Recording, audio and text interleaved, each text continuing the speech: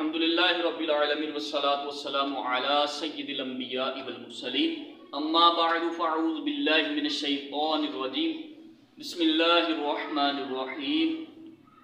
بل هو قرآن مجید فی لوح محفوظ صدق اللہ العظیم الصلاة والسلام علیک یا رسول اللہ وعلی آلک واصحابک یا سیدی یا خاتم المعصومین۔ رب ذوالجلال نے فرقان حمید کے اندر ارشاد فرمایا کہ بل ہوا قرآن مجید فی لوح محفوظ، قرآن بزرگی والا ہے اور لوح محفوظ میں لکھا گیا ہے۔ یعنی مفہوم ہم اپنی زبان میں سمجھیں تو اس کا مطلب یہی سمجھ میں آتا ہے کہ قرآن کو اللہ نے عزت اور شان و شوکت والا بنایا، یعنی اللہ کا کلام قرآن مجید عزت اور شان و شوکت اور ادب کے لائق ہے، اور یہ لوح محفوظ میں لکھا ہوا ہے۔ یہ ان لوگوں کے منہ بند کروانے کے لیے جو کافر کہا کرتے تھے، ایک دور میں جب قرآن نازل ہو رہا تھا تو اس وقت کافر کہتے تھے یہ پرانے قصے کہانی ہے، یہ کون سا اللہ کا کلام ہو سکتا ہے، یہ تو پرانے لوگوں کی کہانی ہے کہ اس میں نمرود کا ذکر ہے، موسیٰ علیہ السلام کا ذکر ہے۔ تو رب ذوالجلال نے قرآن کی اہمیت کو واضح کرتے ہوئے فرمایا بل ہوا قرآن مجید فی لوح محفوظ۔ اب آئیے کہ قرآن سیکھنا اور سکھانے کی فضیلت کیا ہے۔ نبی کریم رؤوف الرحیم صلی اللہ علیہ وسلم نے ارشاد فرمایا خیرکم من تعلم القرآن وعلم، فرمایا تم میں سے بہترین شخص وہ جو قرآن سیکھے اور سکھائے۔ اب دیکھیں ایک مثال دے رہا ہوں، دنیاوی طور پر جو بندہ چیز کسی کو دے رہا ہوتا ہے نا، جس کو چیز مل رہی ہے جو لینے والا ہے، اس کو دنیا در حقیر سمجھتے ہیں، کم ظرف سمجھتے ہیں، اس کو لوگ غریب سمجھتے ہیں، بیکاری سمجھتے ہیں۔ لیکن جو دینے والا ہوتا ہے عام طور پر بظاہر اس کی عزت بڑھ رہی ہوتی ہے کہ یار یہ کتنا سخی دے رہا ہوتا ہے، لیکن دیکھیں میرے مصطفیٰ کریم صلی اللہ علیہ وسلم نے دینے والے اور لینے والوں دونوں کو عزت فرمائی، عزت عطا فرمائی۔ کیسے؟ فرمایا کہ تم میں سے بہترین شخص وہ جو قرآن سیکھے اور سکھائے، سیکھنے والے کو بھی عزت اور سکھانے والے کو بھی، یعنی قرآن کی تعلیم دینے والے کو بھی اور قرآن کی تعلیم لینے والے کو بھی اللہ رسول کی طرف سے عزت ملی ہے۔ اور اب بہت سارے لوگ ایسے ہیں جو قرآن پڑھتے ہیں لیکن اس کی چاشنیت، اس کی روحانیت، اس کا نور، اس کا فیض دلوں میں محسوس نہیں کرتے۔ وجہ کیا ہے؟ اس کی وجہ ایک تو یہ ہے کہ وہ قرآن کو جس طرح پڑھنے کا حق ہے اس طرح پڑھتے ہی نہیں، صحیح تلفظ کے ساتھ پڑھتے نہیں ہیں۔ جیسے ایک حدیث مبارکہ ہے رب قارئ القرآن والقرآن یلعن، فرمایا نبی کریم صلی اللہ علیہ وسلم کا یہ فرمان پیش کر رہا ہوں، یہ کوئی عام مولوی کی اور یہ کوئی شعر نہیں ہے، یہ سرکار صلی اللہ علیہ وسلم کی حدیث ہے۔ فرمایا بہت سارے قرآن پڑھنے والے ایسے ہیں کہ الٹا قرآن ان پر لعنت کرتا ہے۔ اب ایک بندے نے کسی سے پوچھا کہ قاری صاحب میرے مال و جان میں برکت نہیں ہے تو کوئی وظیفہ بتائیں، تو انہوں نے آگے سے بتا دیا کہ صورت واقعہ ہے رزق میں کشادگی کے لیے، آپ 40 دن پڑھے، اللہ نے چاہا تو کام میں برکت ہو گئی یا کام مل جائے گا۔ تو اب کوئی بندہ پڑھنے لگ جائے اور 50 دن بھی پڑھتا رہے تو رزق نہ ملے تو وہ کہے گا یار مجھے تو قاری صاحب نے یہ بتایا کوئی فائدہ نہیں ہوا، حالانکہ قرآن فائدے کے لیے ہی ہے، ہدایت کے لیے ہے، تمہاری آسانیاں کرنے کے لیے ہے، لیکن تم نے اس کو اس طرح نہیں پڑھا جس طرح پڑھنے کا حق ہے، جس طرح نازل ہو۔ قرآن کوئی عام کتاب نہیں ہے، اس کو اس طرح پڑھنا چاہیے جس طرح صحابہ کرام علیہ رضوان پڑھتے تھے،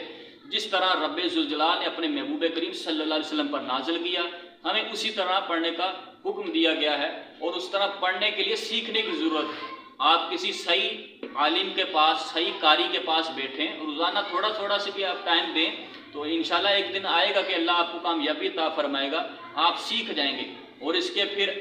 لا تعداد، اس کے کثیر تعداد میں فضائل و برکات ہیں، اس جہاں میں بھی برکتیں ہیں، آخرت میں بھی برکتیں ہیں۔ جیسے ایک حدیث مبارکہ میں آیا ہے کہ حافظ قرآن جو ہے وہ بروز محشر 10 ان لوگوں کی شفاعت کر کے جنت میں لے کر جائے گا جن پر جہنم واجب ہو چکی ہوگی۔ اسی طرح قرآن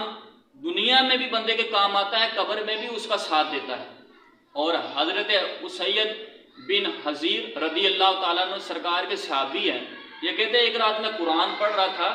اور پڑھتے پڑھتے میں نے دیکھا کہ میرا بچہ میرے گھوڑے کے قریب کھیل رہا تھا، یعنی گھوڑا ہورس اس کے قریب کھیل رہا تھا، تو اب مجھے ڈر تھا کہ کہیں وہ گھوڑا کودتے کودتے میرے بچے کے اوپر نہ کود جائے، یعنی گھوڑا کودنے لگا آپ کی تلاوت قرآن کی سن کر، تو جب گھوڑا کودنے لگا تو آپ ڈر گئے اور اٹھے اور اپنے بچے کو سائیڈ پر کیا، اور یہ سارا ماجرا صبح رسول اللہ صلی اللہ علیہ وسلم کی بارگاہ میں عرض کیا، تو نبی کریم صلی اللہ علیہ وسلم نے ارشاد فرمایا کہ اے ابن حضیر، تمہیں چاہیے تھا کہ تم قرآن کی زیادہ تلاوت کرتے، تلاوت کو جاری رکھتے۔ اور پوچھا گیا یا رسول اللہ اس کا کیا مطلب ہے؟ فرمایا کہ اللہ کی نوری مخلوق، اللہ کے فرشتے تمہاری تلاوت کو کان لگا کر سن رہے تھے۔ اگر تم تلاوت کرتے رہتے تو یہاں تک کہ فرشتوں کو لوگ اپنی آنکھوں سے دیکھ لیتے، اور آپ پڑھتے رہتے تو یہ فرشتے دیکھنے نصیب بھی ہو جاتے لوگوں کو۔ تو آج دیکھیں کہ ہم قرآن کی تلاوت کتنی کرتے ہیں، ہمارے گھر میں پریشانیاں، گھریلو نچاکیاں، کاروبار میں بے برکتی ہے، اولاد کی نافرمانی ہے، اولاد بے اولادی ہے، اور اتنی مصیبتیں پریشانیاں ہیں، کس وجہ سے آتی ہیں کہ ہم نے قرآن کو ایک تو چھوڑ دیا ہے۔ پڑھنا تو چھوڑنا یہ تو الگ بات ہے نا کہ پڑھنا نہیں آتا، لیکن جن لوگوں کو پڑھنا آتا ہے وہ عمل ہی نہیں کرتے۔ اور بہت سارے لوگ ایسے ہیں، ان کو پوچھ لیا جائے تو حمام میں بیٹھے 5 اخباریں پڑھ ڈالتے ہیں، اگر کسی جگہ پر بیٹھے ہیں تو وہ لائبریری میں وہاں پر کتنی میگزین اور رسالے اور غلط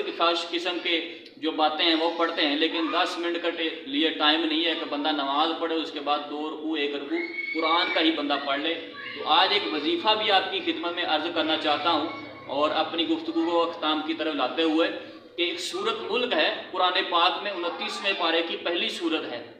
اس کی برکت کیا ہے، پہلے یہ سماعت فرما لیں۔ نبی کریم صلی اللہ علیہ وسلم کے ایک صحابی تھے، حضرت عبداللہ بن عباس رضی اللہ تعالیٰ عنہما، اس حدیث کے راوی ہیں۔ وہ کہتے ہیں کہ ایک صحابی رسول تھے، وہ سفر میں کہیں گئے تھے تو راستے میں انہوں نے اپنا خیمہ لگایا رات کے وقت، تو دیکھا کہ جس جگہ پر خیمہ ہے نیچے سے زمین کے اندر سے قرآن کی آواز آ رہی ہے، سورت ملک کی کوئی تلاوت کر رہا ہے۔ تو وہ ماجرا جب دیکھا کہ زمین سے آواز قرآن کی آ رہی ہے، جب سرکار علیہ الصلوۃ والسلام سے ملاقات کا شرف ملا تو پوچھا گیا یا رسول اللہ میرے ساتھ یہ معاملہ پیش آیا، تو آقا دو عالم صلی اللہ علیہ وسلم نے ارشاد فرمایا کہ تم جس جگہ پر خیمہ لگا کے بیٹھے ہوئے تھے اس کے نیچے قبر تھی،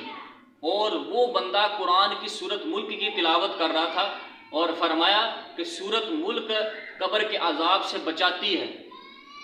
اب دیکھیں کہ قبر کے عذاب سے بچنے کے لیے بھی ہمیں ایک نسخہ ملا، قبر کے عذاب سے بچنے کے لیے بھی ہمارے پاس ایک چیز ہے کہ جس سے ہم اپنا بچاؤ کر سکتے ہیں۔ اور میری یہ گزارش ہے اور وظیفہ یہی ہے کہ روزانہ ہو سکے تو روزانہ 10 منٹ کے لیے 2 رکوع ہیں سورت ملک کے، 29ویں پارے کی پہلی سورت ہے، تو اس کے آپ 2 رکوع روزانہ ضرور پڑھیں، عشاء کی نماز کے فوراً بعد پڑھ لیں، مغرب کی نماز کے بعد پڑھ لیں۔ اللہ تعالیٰ ہمیں اور آپ کو قرآن سیکھنے، سکھانے، اس پر عمل کر کے دوسروں تک پہنچانے کی توفیق عطا فرمائے۔ سبسکرائب کیجئے ہمارے چینل کو اور بیل آئیکن کو دبائیے ہماری لیٹسٹ ویڈیو سب سے پہلے دیکھنے کے لیے۔